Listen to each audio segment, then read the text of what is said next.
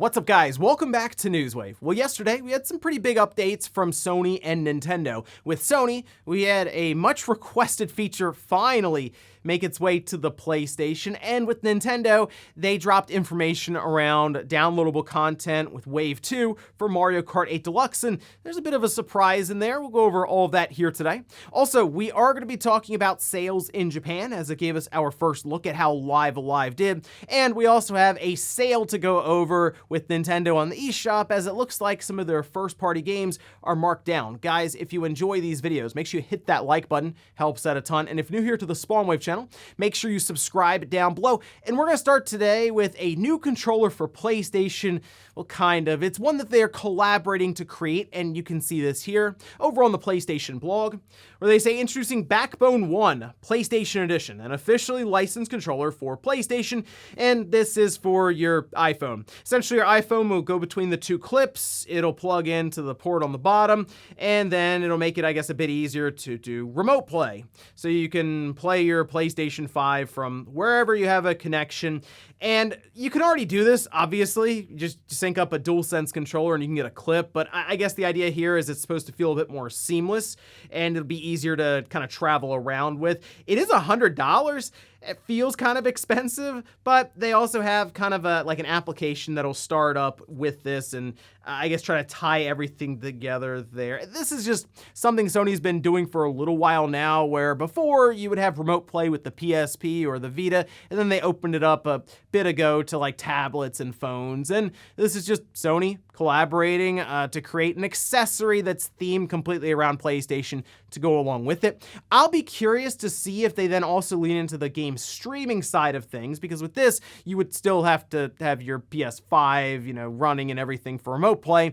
Will we get to a position where you can just stream like you would with PlayStation now, but obviously with that PlayStation Plus Premium and just not need a PlayStation at all to play some of these games? Also, we did have Microsoft announce games with gold for the month of August, and we can see them here, starting with Calico, that's available August 1st to the 31st, Scourge Bringer, that's available August 16th to September 15th, Saints Row 2, that's available August 1st to the 15th. Remember, the Xbox 360 games and stuff are going to be going away here soon. And then we have Monaco, that's available August 16th to the 31st. Looking at these games, I guess Saints Row 2 is the game to recommend here. Again, it's games with gold. We just talked about like PlayStation Plus yesterday, and it's significantly better than what we've seen with games with gold for a while now. I'll be curious to see what Microsoft does when they just stop including Xbox 360 games, because as I've seen over the past several months, it tends to be a 360 game that's kind of holding up the entire selection, and in this case, yeah, I'd probably recommend Saints Row 2. Oh, and we did have an interesting update to Steam, specifically when it comes to controllers you can use with the platform. You can see this posted up over on the Steam community website. This is for the Steam client update July 27th.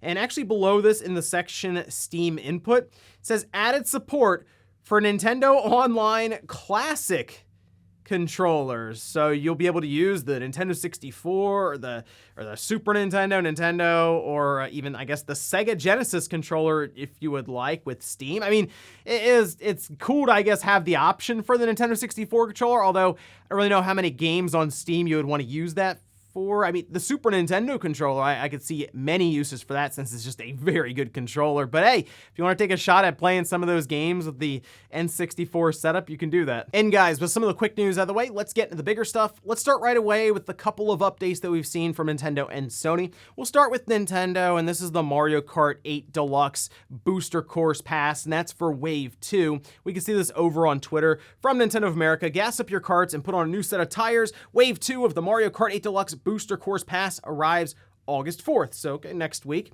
We've been kind of waiting for Nintendo to announce something about this because it seemed like they were going a bit long for this announcement. But either way, next week we can look forward to it, of course. If you have the expansion pack with that Nintendo Switch Online, this will just drop in and you'll be able to play them right away. If we take a look at Wave 2, though, over on their website, there are two different cups. We'll start with the Turn-Up Cup. We have New York Minute, that's from Mario Kart Tour. And then from the Super Nintendo, Mario Circuit 3 Calamari Desert, that's from the Nintendo 64. And then Waluigi Pinball, which I saw a lot of people excited for this one. That's from the DS. Moving to Propeller Cup, we have Sydney Sprint. That's from Mario Kart Tour once again. Snowland, it's always fun to see the Game Boy Advance courses in there, so that's pretty cool. And we have Mushroom Gorge. That's from the Wii. And then, interestingly enough, Sky High Sunday. Now, the reason this one is interesting is because it's new. Like, this isn't from, like, previous Mario Kart games or even being brought over from Tour. Now, they do say that this is going to go to Tour later, so it seems like this is one that they were just kind of developing with Mario Kart Tour in mind, but they're like, hey, let's drop it into that booster course pass to make it feel a bit more valuable, because it is technically an original brand new track. And they have been showing off Sky High Sunday. It's exactly what it sounds like. It's a course themed completely around driving on ice cream. They have popsicles and ice cream cones and all kinds of stuff. So, I mean, it's fun to have kind of these original ideas thrown in there, since we were mostly just expecting them to just completely pull from older titles or even just Mario Kart Tour. And it kind of makes you wonder what's coming up for the other waves as they go along. Maybe they will just have more original tracks set up, and it does make it feel like it's something you want to keep an eye on, and it's just more valuable overall, which they already have a lot of tracks getting thrown in here. And if you have the Nintendo 64 expansion pack for those titles, the fact that DLC like this gets thrown in there is a nice touch. Obviously, with Mario Kart, essentially every other person who has a Switch probably has Mario Kart just on the number that sell. It's basically the game that if you buy a Switch, you're probably buying that along with it. And obviously, every Black Friday, they package in Mario Kart. But overall, pretty good selection here for Wave 2. A lot of variety, and having that new original track, again, is a nice touch. So check out this one. That'll be going live next week on the 4th. Next up, let's talk about Sony's update for the PlayStation 5. Now, this is an update that is rolling out over the last 24 hours for people who are participating in like the system update beta, where they'll roll out these updates. Essentially, people will try them out, see if they'll break or what bugs they run into, report them back, and then they'll kind of smooth things out for an eventual launch just to the overall public and basically all the users for the PS5 in the coming months. They did this with the SSD installation, and I feel like they probably found a bunch of issues with that before they rolled it out. But this time, we're looking at a feature that people have been requesting for a while now, and we weren't really sure if Sony was even going to do this, but it looks like they are. We can see this over on the PlayStation blog. 1440p HDMI video output. They have a nice little screenshot here showing it off.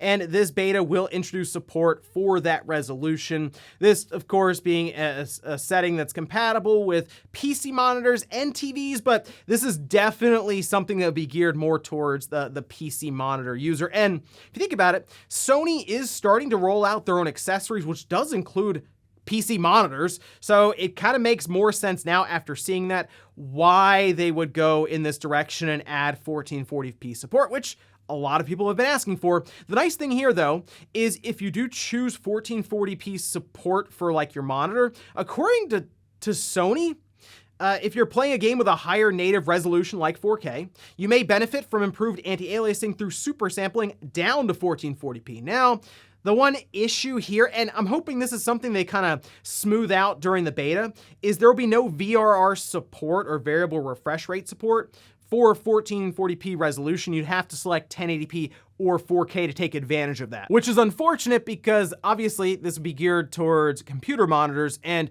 there are a lot of monitors that are 1440p support, higher refresh rate, and some sort of VRR being enabled there. So hopefully that's just something that Sony doesn't have enabled currently in the beta program, and then as they roll it out, just overall as a more retail update, that will be enabled. We also have game lists, which are basically ways to organize your games or folders, right? And you can see a little screenshot here showing off like now playing, my favorite action games. You can have up to 15 game lists and 100 games per game list in your collection. You can also compare 3D audio and stereo audio and then just kind of pick which one you like more, and they have easier access to in-progress activities. But overall, a pretty good update for people to try out and make sure there's no issues there, and I assume they're going to be rolling this out in like a month or two.